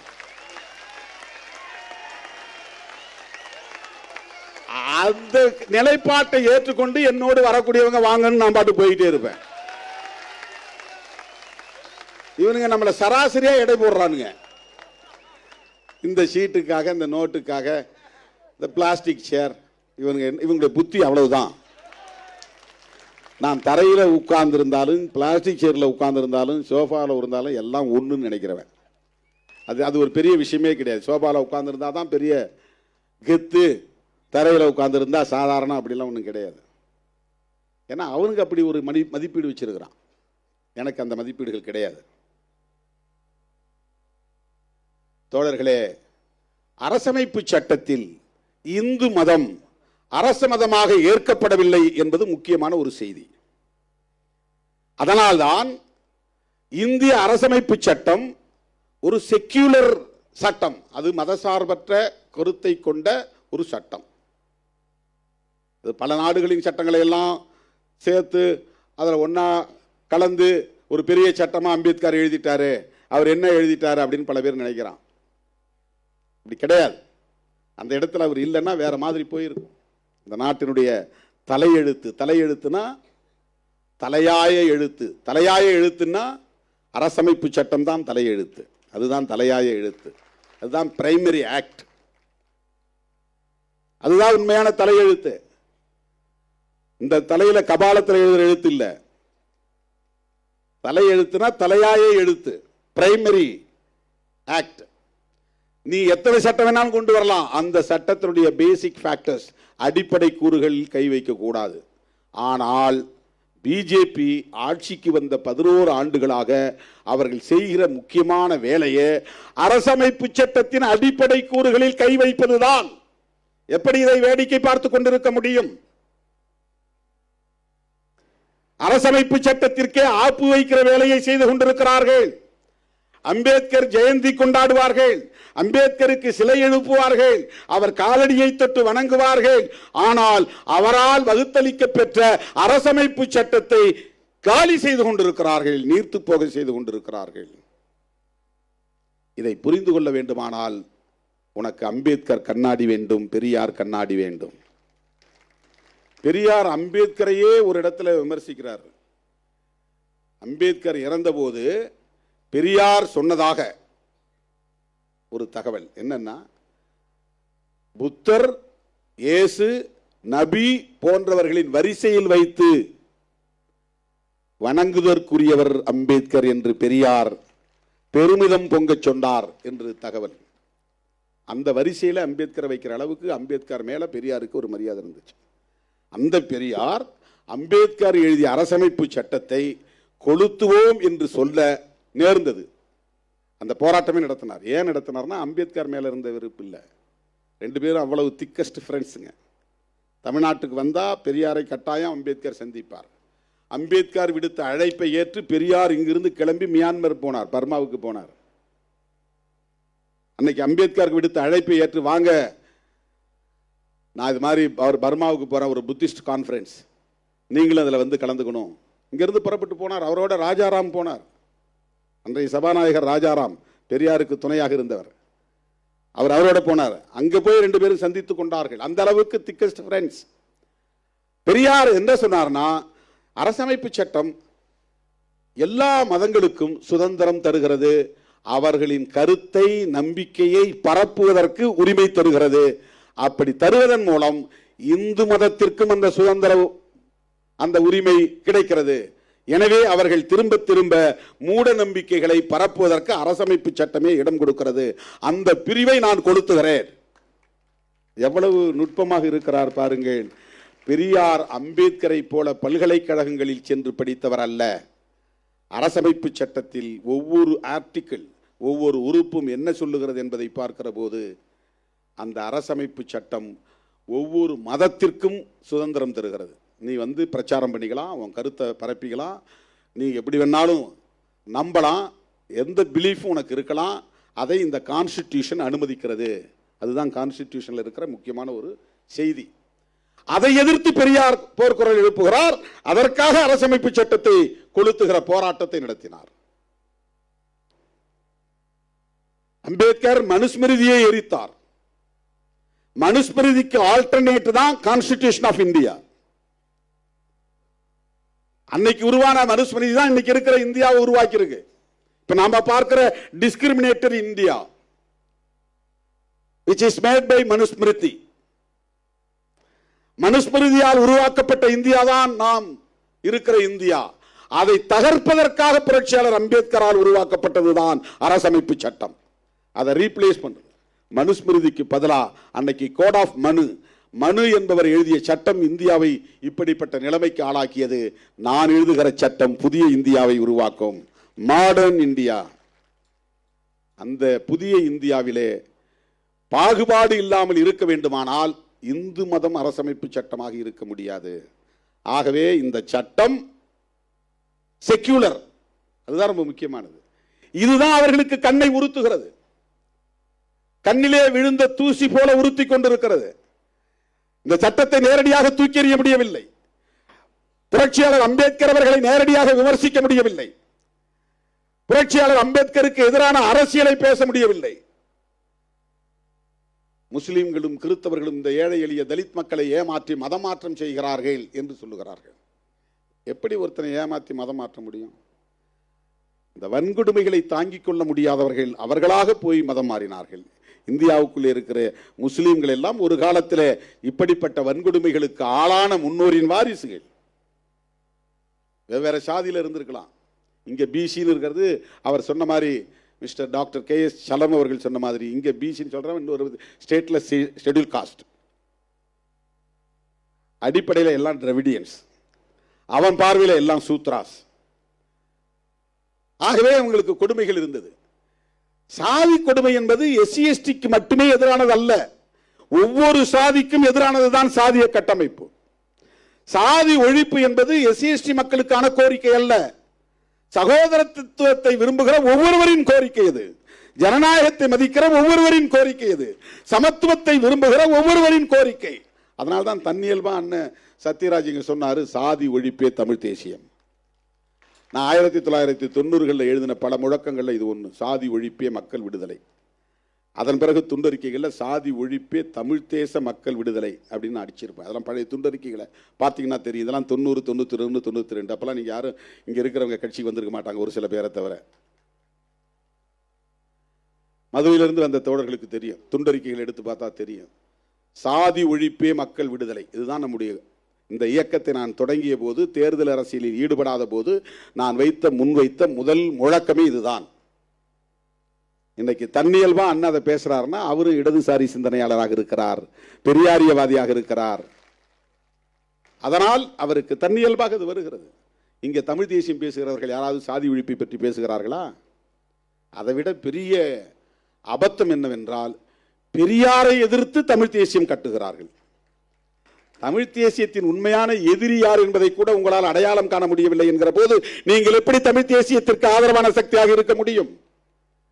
இது பெரிய முக்கியமான ஒரு செய்தி. இது தமிழ் தேசியம் பேசுகிறார்கள், போலி தமிழ் தேசியத்தை பேசுகிறார்கள். உள்ளபடியே தமிழ் தேசியத்தின் எதிரி எதுவாக இருக்க முடியும் என்றால் இந்திய தேசியமாகத்தான் இருக்க முடியும். தெலுங்கர் எப்படி தமிழ் தேசியத்திற்கு எதிராக இருக்க முடியும்? கன்னடன் எப்படி தமிழ் தேசியத்திற்கு எதிராக இருக்க முடியும்? அவனவன் தேசியத்தை அவனவன் கட்டியமைக்க வேண்டும். ஒவ்வொரு தேசிய இனமும் ஒருங்கிணைந்து ஐக்கிய முன்னணியை கட்டி எழுப்ப வேண்டும். வலிந்து இந்திய தேசியத்தை அவர்கள் உருவாக்குகிறார்கள். அது இன்றைக்கு பிஜேபியால் முன்வைக்கப்படுகிற இந்துத்துவ தேசியமாக இருக்கிறது, மதவழி தேசியமாக இருக்கிறது. அதையெல்லாம் பேசாமல், அதையெல்லாம் எதிர்க்காமல், அதையெல்லாம் அம்பலப்படுத்தாமல், அவர்கள்தான் இவ்வளவுக்கும் காரணம் என்று சொல்லாமல், அவர்களுக்கு பின்னால் இருக்கிற அதானி அம்பானி போன்ற பெருமுதலாளிகளை பேசாமல் பெரியாரை போய் எதிர்க்கிறார்கள் என்று சொன்னால் இவர்கள் யாருடைய ஆட்கள் என்பதை புரிந்து கொள்ள வேண்டும். தோழர்களே, மத பெருமிதம் பேசுகிற இடத்தில் நீங்கள் எச்சரிக்கையாக இருக்க வேண்டும். சாதி பெருமை பேசுகிற இடத்திலே எச்சரிக்கையாக இருக்க வேண்டும். திராவிட அரசியலை எதிர்ப்பவர்களிடம் எச்சரிக்கையாக இருக்க வேண்டும். அதிலும் குறிப்பாக பெரியாரை விமர்சிப்பவர்களிடம் எச்சரிக்கையாக இருக்க வேண்டும். இது ஒரு மெசேஜ் நான் சொல்றேன், ரொம்ப முக்கியமான செய்தி இது. எல்லோரும் இங்கே குழப்பிக் கொண்டிருக்கிறார்கள்.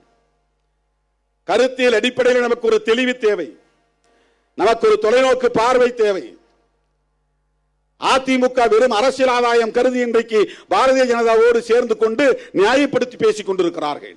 உள்ளபடியே எம்ஜிஆருக்கும் ஜெயலலிதாவுக்கும் அவர்கள் விசுவாசமாக இருந்திருந்தால் அவர்களால் பிஜேபியோடு சேரவே முடியாது. எடப்பாடி பழனிசாமி அவர்கள் மீது நான் மரியாதை வைத்திருக்கிறேன்.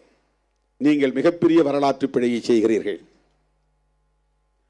சமூக நீதி அரசியலை கற்று வளர்ந்த அதிமுக தொண்டர்களை எல்லாம் பாஜகவுக்கான ஆட்களாக மாற்றிக் கொண்டிருக்கிறீர்கள். சங்க பரிவாரங்களுக்கு தொண்டு செய்யக்கூடிய தொண்டர்களாக மாற்றிக் கொண்டிருக்கிறீர்கள். அடிப்படை பிரச்சனைகளுக்காக போராடாதவர்கள் இன்றைக்கு எந்த ஒரு பக்தனும் கேட்காத நிலையிலே முருக பக்தர் மாநாடு நடத்துகிறார்கள். அவர்கள் உண்மையிலேயே முருக பக்தர்கள் அல்ல, மோடி பக்தர்கள். அது மோடி பக்தர்களின் மாநாடு, அது முருக பக்தர்களின் மாநாடு கிடையாது.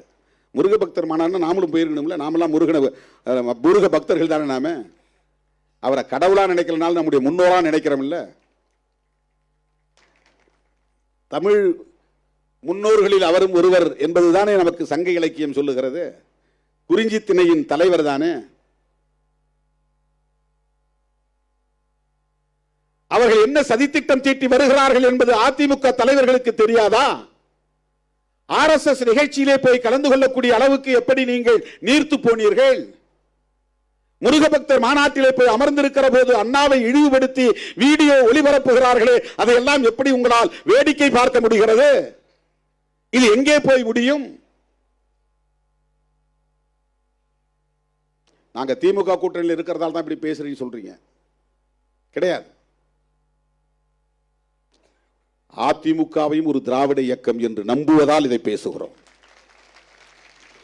அதிமுக தலைவர்களும் தொண்டர்களும் பெரியார் வழி வந்தவர்கள் என்று நம்புவதால் இதை பேசுகிறோம். இல்லைன்னா அதை பேச போறதில்லை, அதை பேச வேண்டிய அவசியமும் இல்லை. இன்னைக்கு என்ன நிலைமை? மனைப்பட்டா கேட்டு போராடிய வரலாறு பாஜகவுக்கு உண்டா? எத்தனை முருக பக்தர்களுக்கு மனைப்பட்டா இல்லாமல் இருக்கிறது? கோடிக்கணக்கான பேர் மனைப்பட்டா இல்லாமல் இருக்கிறார். உலகத்தில் எந்த நாட்டிலும் மனைப்பட்டா கேட்டு மனு போடுகிற அவலம் கிடையாது, இந்தியாவை தவிர. இந்தியாவை தவிர உலகத்தில் எந்த நாட்டிலும் மண்ணின் மைந்தர்கள் எனக்கு மனைப்பட்டா இல்லை, நான் புறம்போக்கிலே கிடக்கிறேன், ஏரி புறம்போக்கிலே, குட்டை புறம்போக்கிலே, நத்தம் புறம்போக்கிலே கிடக்கிறேன், குடிசையிலே கிடக்கிறேன், எனக்கு வீடு மனைப்பட்டா வேண்டும் என்று மனு போடுகிற அவலம் உலகத்தில் இந்திய மண்ணில் மட்டும்தான் இருக்கிறது. அந்த மக்களுக்காக என்ன போராட்டங்களை நீங்கள் முன்னெடுத்திருக்கிறீர்கள்? மண்ணுரிமை போராட்டம் நடத்தியவர்கள் விடுதலை சிறுத்தைகள். மனைப்பட்டா இல்லாத அனைவருக்கும் மனைப்பட்டா வழங்க வேண்டும் என்று கோரிக்கை வைத்து 5 கோரிக்கைகளை முன்வைத்து நாம் போராட்டம் நடத்தி இருக்கிறோம். ஃபீல்டுக்கே வராதவன் இன்னைக்கு உட்கார்ந்துட்டு எங்கே ஒரு மூலையில ஃபேஸ்புக்கில் எழுதிட்டு இருக்கிறான்.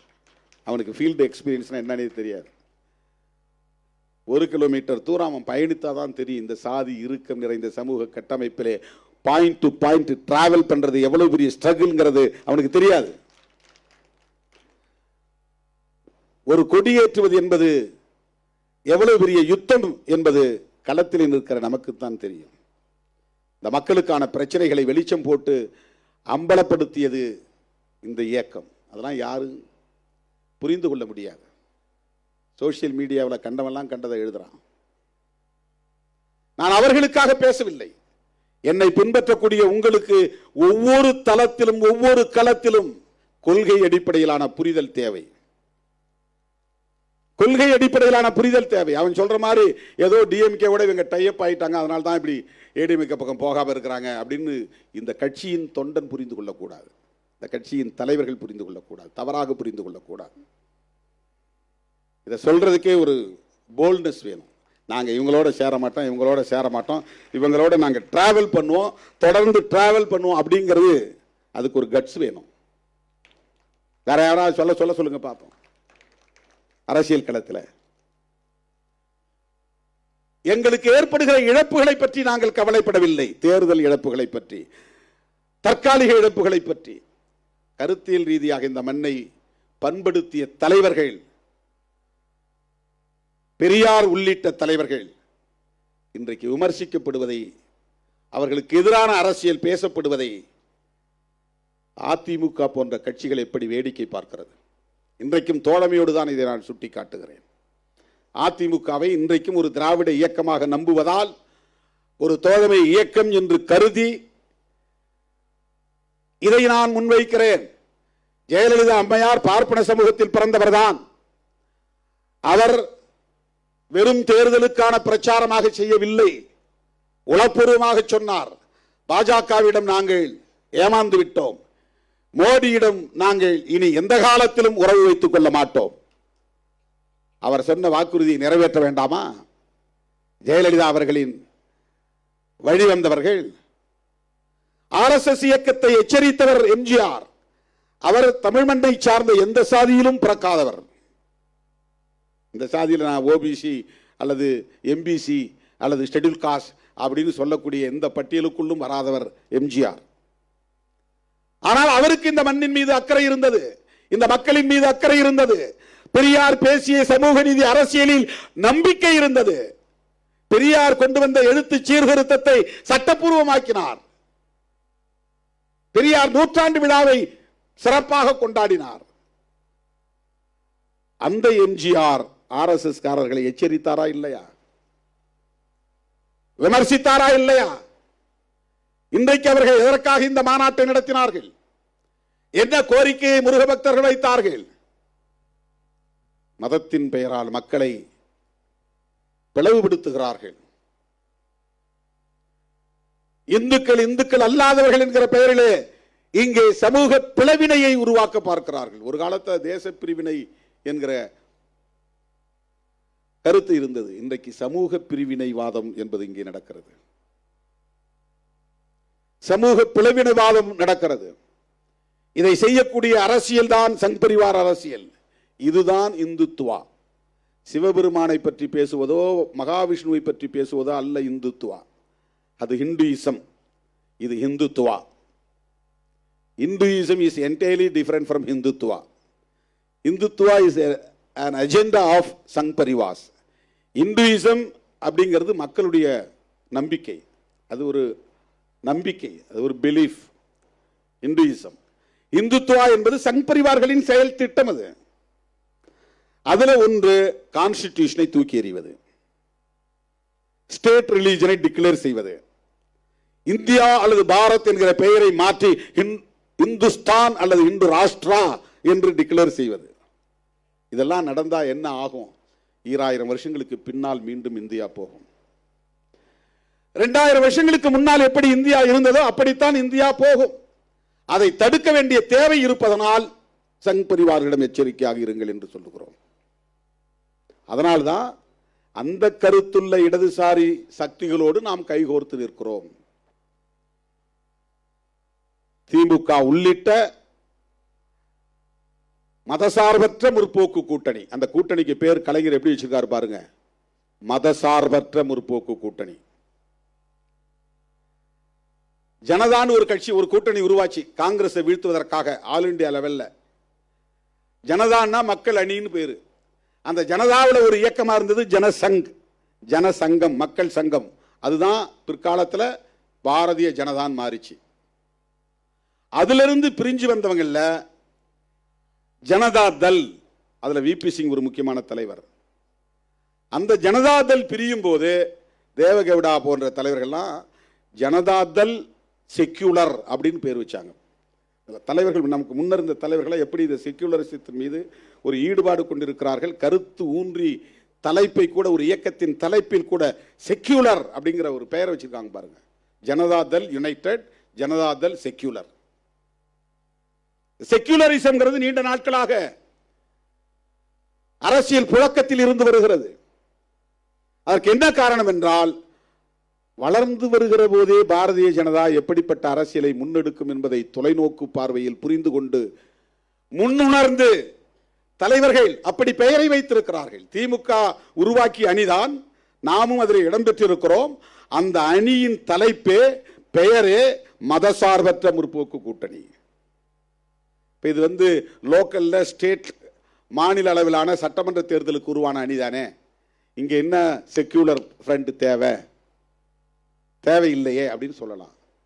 தேசிய பார்வை இருப்பதனால், ஆல் இந்தியா விஷன், ஒரு தேசிய பார்வை இருப்பதனால் செக்யூலர் என்பது முக்கியமானது என்பதை உணர்ந்த காரணத்தினால் தான் அன்றைய திமுக தலைவர் முத்தமிழறிஞர் கலைஞர் அந்த கூட்டணிக்கு மதசார்பற்ற முற்போக்கு கூட்டணி என்று பெயர் வைத்திருக்கிறார்.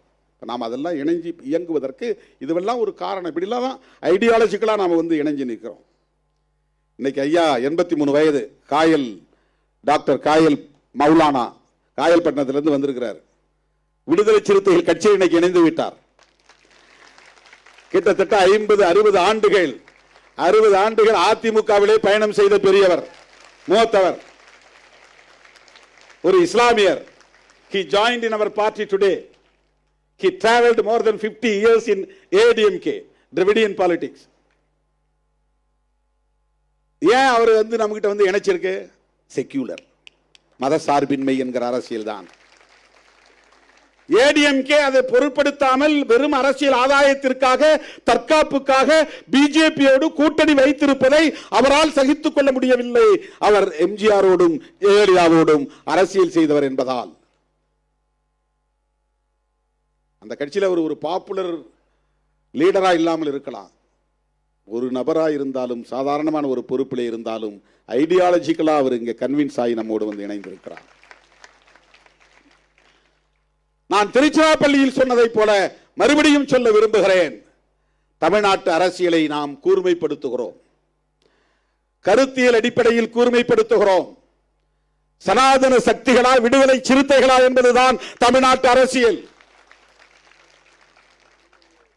திமுகவா அதிமுகவா என்பது எலக்டோரல் பாலிடிக்ஸ். அதிமுக இருக்கிற இடத்துல பிஜேபியா அதிமுகவா என்பது எலக்டோரல் பாலிடிக்ஸ். நாங்கள் ஐடியாலஜிக்கல் பாலிடிக்ஸ், கருத்தியல் அடிப்படையிலே இயங்குகிறோம். சனாதன சக்திகளா, விடுதலை சிறுத்தைகளா, தமிழ் மண்ணை நஞ்சாக்க நாங்கள் அனுமதிக்க மாட்டோம். அதிமுக ஒரு வரலாற்று பிழையை செய்கிறது என்கிற கவலையை பதிவு செய்ய வேண்டியது எங்களின் கடமை. தமிழ்நாட்டு அரசியலை மடைமாற்றம் செய்ய, மதவாத அரசியலை நோக்கி மடைமாற்றம் செய்ய பலர் இங்கே பல வேஷம் கட்டி ஆடுகிறார்கள். போலி தமிழ் தேசியம் பேசக்கூடியவர்களும் அந்த அரசியலை தான் இன்றைக்கு முன்னெடுக்கிறார்கள். இதற்கெல்லாம் நாம் ஒருபோதும் இடம் கொடுக்க கூடாது. அண்ணன் சொன்னதை போல சாதி ஒழிப்பே தமிழ் தேசியம், அதுதான் விடுதலை சிறுத்தைகள் முன்வைப்பது. சாதி ஒழிப்புன்னா எதை எதிர்த்து போராட வேண்டியிருக்கும்? சங் பரிவார்களின் பாசிசத்தை எதிர்த்து போராட வேண்டும். தோழர்களே, அந்த அடிப்படையில் தான்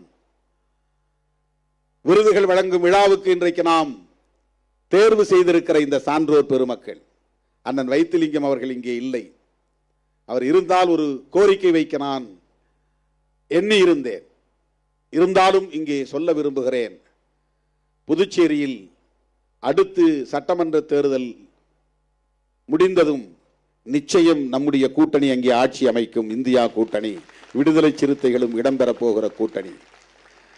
காங்கிரஸ் தலைமையிலான அந்த அணி ஆட்சி அமைக்கிற போது நாங்கள் கோரிக்கை வைத்து அன்றைய முதலமைச்சர் நாராயணசாமி அவர்களுக்கு அம்பேத்கர் சுடர் விருதினை ஏன் வழங்கினோம் என்றால், ஆதி திராவிடர் சமூகத்தை சார்ந்த 16% மக்களுக்கு ஆரம்ப கல்வி முதல் ஆராய்ச்சி கல்வி வரையில் கட்டணமில்லாத கல்வியை வழங்கியதற்காக பாராட்டி அவருக்கு அம்பேத்கர் சுடர் விருதினை வழங்கினோம். அதன் பிறகு அவரையும் சமூக நலத்துறை அமைச்சராக இருந்த அண்ணன் கந்தசாமி அவர்களையும் வைத்துக்கொண்டு நான் பத்திரிகையாளர்களிடம் பேசுகிற போது ஒரு கோரிக்கை வைத்தேன். அது SC/ST மக்களுக்கானதாக மட்டுமில்லாமல் அனைத்து சமூகங்களை சார்ந்த OBC சமூகங்களை சார்ந்த மாணவ செல்வங்களும் பயன்பெறக்கூடிய வகையில் கல்வியை கட்டணம் இல்லாமல் வழங்க வேண்டும் என்ற கோரிக்கையை வைத்தோம். தமிழ்நாட்டிலும் இந்த கோரிக்கை வைக்கிறோம். முதலில் நம்மால் பாண்டிச்சேரியிலே இதை சாதிக்க முடியும். அண்ணன் வைத்திலிங்கம் அவர்கள் இன்றைக்கு காங்கிரஸ் கட்சியின் தலைவராக இருக்கிறார். நாளைக்கு காங்கிரஸ் தலைமையிலே ஆட்சி அமைந்தால் புதுச்சேரியிலே இதர சமூகங்களை சார்ந்த 86% சார்ந்த மாணவர்களுக்கும் கல்வியை முதலில் இலவசமாக கட்டணம் இல்லாமல் வழங்க வேண்டும். ஒரு அரசு எப்போது சிறந்த அரசாக மாறும் என்றால் கல்வியை கட்டணம் இல்லாமல் வழங்குகிற அரசுதான் மிகச்சிறந்த மக்கள் அரசாக இருக்க முடியும். மருத்துவத்தை கட்டணம் இல்லாமல் வழங்குகிற அரசுதான் மக்கள் அரசாக விளங்க முடியும். இவை இரண்டும் மிக மிக முக்கியத்துவம் வாய்ந்தது. எல்லா இலவசங்களையும் நிறுத்துங்கள், மதுக்கடைகளை மூடுங்கள், போதைப் பொருள் புழக்கங்களை கட்டுப்படுத்துங்கள். இதையெல்லாம் உங்களால செய்ய முடியுமா? ஆட்சிக்கு வந்தா நீங்க ஆட்சியை கொடுத்து பாருங்கள்.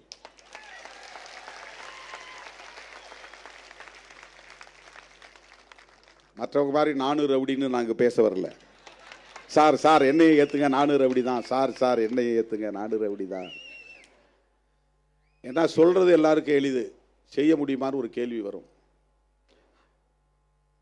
புரட்சியாளர் அம்பேத்கருக்கு அந்த எண்ணம் இருந்ததால் தான் இப்படி ஒரு அரசமைப்பு சட்டத்தை எழுத முடிந்தது. அந்த எண்ணம் இல்லைன்னா எழுத முடிஞ்சிருக்காரு. இதே SC சமூகத்திலே இன்னொரு ஆள் யார் கையிலையாவது இது கிடைச்சிருந்து, ஒரு பெரிய ஸ்காலர் கையில் கிடைச்சிருந்தா அவர் இப்படி ஒரு அரசமைப்பு சட்டத்தை மதசார்பற்ற அரசு என்கிற ஒரு நிலையை ஏற்றிருப்பாரா, செய்திருப்பாரா என்பது கேள்விக்குறிதான். இந்த சமூகத்தில் எத்தனை பேர் நாங்கள்லாம் அப்படி பிறந்தவங்க இப்படி பிறந்தவங்க, எங்களுக்கு அம்பேத்கர் தலைவர் இல்லைன்னு சொல்றவங்களாம் இருக்கிறான். சிவபெருமான் வர்க்கத்தை சார்ந்தவர்கள் நாங்க. ஏன்னா அவர் சுடலையாண்டின்னு கூப்பிடுறாங்க. அவர் சுடுகாட்டில் பிணஞ்சுட்டவரா காட்டுறாங்களாம் சுடலையாண்டின்னு. அதனால இவனும் தன்னை பிணஞ்சுடுறவன் நினைச்சுக்கிட்டு எங்க சாதிங்கிறான். ஏதோ ஒரு காரணம் சொல்றான். சிவபெருமான் தமிழர் அப்படின்னு வச்சு தமிழ்ச்சங்கத்தின் முதல் தமிழ்ச்சங்கத்தின் தலைவர்ங்கிற கருத்து உண்டு. சிவபெருமான் ராவணனே தமிழ்ச்சங்கத்தில் இருந்தவர், மிகச்சிறந்த தமிழ் அறிஞர் அப்படிங்கிற கருத்து உண்டு. இவங்கெல்லாம் ஒரு உண்மையை நீங்க தெரிஞ்சுக்கணும். இந்த கடவுள்களில் யாருமே பிராமணர்கள் கிடையாது, எல்லாமே டிராவிடியன்ஸ் தான். அது ட்ரைபல்ஸ்.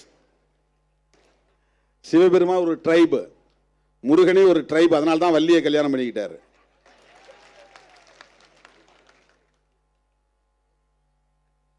குறவர்னா குறுகி போன சமூகம்னு அர்த்தம். குறுந்தொகைங்கிறோம் இல்லையா, குறுகி போனவர்கள்னு அர்த்தம். பெரிய விரிந்த ஒரு சமூகமா தமிழ் சமூகமா இருந்தவங்க மெல்ல மெல்ல மெல்ல மெல்ல மெல்ல அவங்க ஒரு அடையாளத்தில் குறுகி போனவங்க குறவர். அந்த சமூகத்தின் தலைவன் அப்படிங்கிறதுனால தான் குறிஞ்சி தலைவன். யாரு குறிஞ்சி தலைவன்? யாரு? முருகன் அப்படின்னா அழகன் அர்த்தம், வேற ஒன்றும் கிடையாது. முருகன்னா அழகு, முருகன் என்றால் அழகன் என்று பொருள்.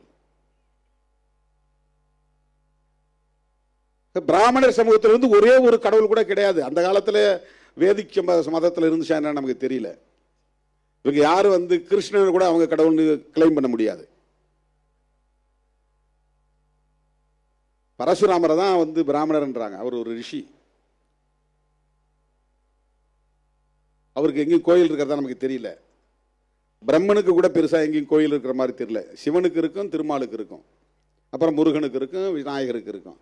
இவங்க எல்லாமே நான் பிராமின்ஸ் தான்.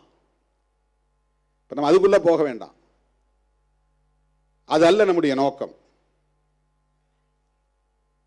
மதச்சார்பின்மை என்கிற கருத்தின் அடிப்படையில் தான் இந்திய அரசியல் கூர்மைப்பட்டு வருகிறது. நாம் எந்த பக்கம்? அப்படி பார்க்கிற போது அதிமுக இன்றைக்கு பாஜக பக்கம் நிற்பது சரியா? இது தமிழ்நாட்டு அரசியலுக்காக பேசவில்லை, திமுக அணியில் இருப்பதால் பேசவில்லை, திமுக கூட்டணியின் வெற்றிக்காக பேசவில்லை, இந்த தேசத்தின் பாதுகாப்புக்காக பேசுகிறோம். சங் பரிவார் கும்பலிடமிருந்து கருத்தியல் அடிப்படையிலே இடதுசாரிகள் அணிதிரண்டு இந்த தேசத்தையும் மக்களையும் காப்பாற்ற வேண்டும் என்பதற்காக பேசுகிறோம். அந்த அடிப்படையிலே வைத்திலிங்கம் அவர்களுக்கு நான் விடுக்கிற அந்த வேண்டுகோள், பாண்டிச்சேரியிலே கட்டணமில்லாத கல்வியை வழங்க நீங்கள் முன்வர வேண்டும். அது தமிழ்நாட்டிலும் ஒரு தாக்கத்தை ஏற்படுத்தும். தமிழ்நாட்டில் பின்னால் ஆரம்ப கல்வி முதல் ஆராய்ச்சி கல்வி வரை கட்டணமில்லாமல் வழங்குவதற்கு தமிழ்நாடு அரசும் முன்வர வேண்டும். இதுதான் எங்களுடைய கோரிக்கை. கோரிக்கை வைக்கக்கூடியவர்களாகவே நீண்ட காலம் இருக்க போவதில்லை. மக்கள் எங்களை ஏற்றுக்கொள்ளுகிற காலம் வரும். அதிகாரத்தை நீங்களும் எடுத்து ஆண்டு பாருங்கள் என்று சொல்லுகிற காலம் கனியும். இதெல்லாம் நம்பிக்கைக்காக நான் சொல்லவில்லை, எனக்கும் குறி சொல்ல தெரியும்.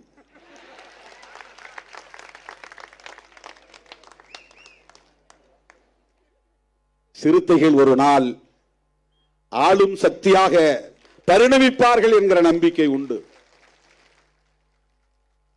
எனது அருமை தோழர்களே, என்னுடைய அழைப்பை ஏற்று இந்த நிகழ்வுக்கு வருகை தந்த உங்கள் அனைவருக்கும் நன்றி சொல்லி, வழக்கம் போல இந்த கொடையை அளிப்பவர்கள் இன்னும் சிலர் தரவில்லை, ஒரு 20-25 பேர். அவர்கள் ஓடிவிடக்கூடாது, இருந்து வழங்க வேண்டும் என்று கேட்டுக்கொண்டு, இந்த நிகழ்ச்சியில் இரா செம்மல் பெயர் விடுபட்டு போனது, அவரும் நன்கொடை வழங்கியிருக்கிறார், அவருக்கும் நன்றி. பணம் எடுத்து வந்தவர்கள் இருந்து வழங்கிவிட்டு போக வேண்டும் என்று கேட்டுக்கொண்டு, நான் விடுத்த அழைப்பை ஏற்று கோட்டு சூட்டோடு வந்து இந்த நிகழ்வை சிறப்பித்த என் உயிரின் உயிரான விடுதலை சிறுத்தைகளுக்கு சிறப்பான நன்றியை சொல்லி, நம்முடைய அழைப்பை ஏற்று இந்த விருதுகளை பெற்ற சான்றோர் பெருமக்களுக்கும் நன்றி சொல்லி முடிக்கிறேன். நன்றி, வணக்கம்.